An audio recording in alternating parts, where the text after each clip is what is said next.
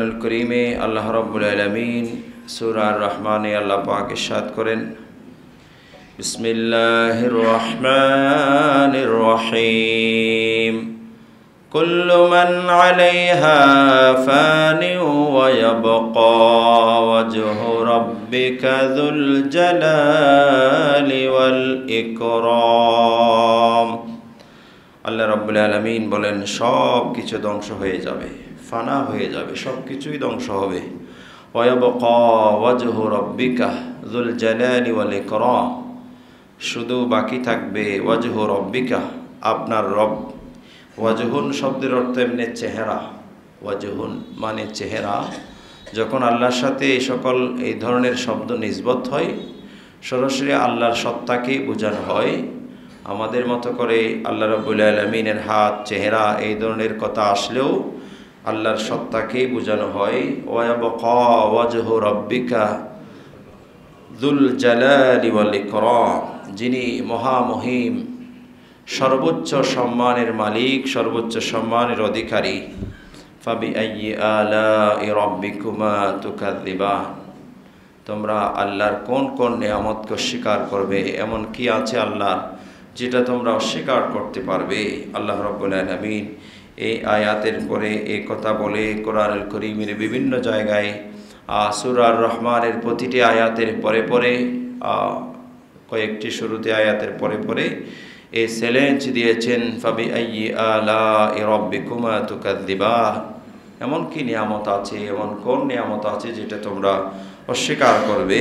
সূরা আর-রহমান নাজিল হয়েছে হওয়ার প্রেক্ষাপট, শানে নুজুল হচ্ছে আল্লাহ রাব্বুল আলামিন যখন বললেন উসজুদু লির-রহমান, তোমরা রহমানের জন্য সিজদা করো, রহমানকে তোমরা সিজদা করো। তখন কাফের মুশরিকরা বলল, রহমান আবার কে? কে রহমান সেটা?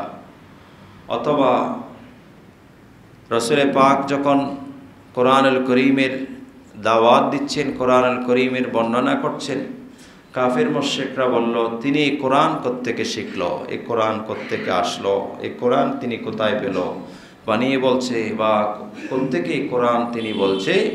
তখন আল্লাহ রাব্বুল আলামিন সব কথার জবাব দেওয়ার জন্য সূরা আর-রহমানকে নাজিল করলেন, রহমানকে বুঝালেন, সাথে আল্লাহ যে আল্লাহর হাবিবকে কোরআনের তালিম দিলেন সেটিও আল্লাহ বললেন। সবাই বলুন সুবহানাল্লাহ।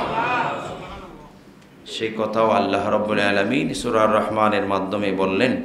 এই আয়াতে কারীমা, কোরআনুল কারীমের এই সকল আয়াতে কারীমা যখন আমরা আমাদের সামনে রাখব, আমরা আমাদের স্মৃতিতে ধরে রাখব, এই আয়াতের স্মরণ যখন আমাদের জীবনে রাখব, তাহলে কোনো মানুষ আর অপরাধ করার কথা না, কোনো মানুষ আর অন্যায় করা, মিথ্যা বলা, মিথ্যা কথা বলা, মিথ্যার আশ্রয় নেওয়া, কাউকে জুলুম করা, অবিচার করা, এই ধরনের কিছু কোনো মানুষের কাছে আর থাকতে পারে না।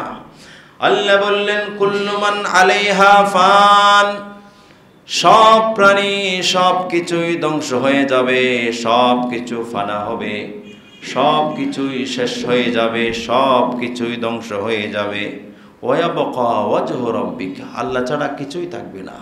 সবাই বলো সুবহানাল্লাহ। এই সকল আয়াতের আরেকটি এতেকাদি মাসালা আছে, সেটা হচ্ছে জান্নাত জাহান্নাম আল্লাহ রাব্বুল আলামিন তৈরি করে রেখেছেন না?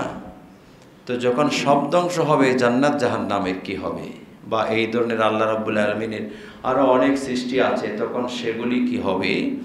এই কথার জবাব হচ্ছে, যখন সব ধ্বংস হবে, ওগুলা ধ্বংস হলেও সাথে সাথে আবার পূর্বের অবস্থায় ফিরে যাবে। ধ্বংস হওয়ার পরে আল্লাহর হুকুমে আল্লাহ যখন আবার কুন বলবেন, ফায়াকুন, সাথে সাথেই আগে যে বরাবরের ছিল সে বরাবরের হয়ে যাবে। সবাই বলো সুবহানাল্লাহ।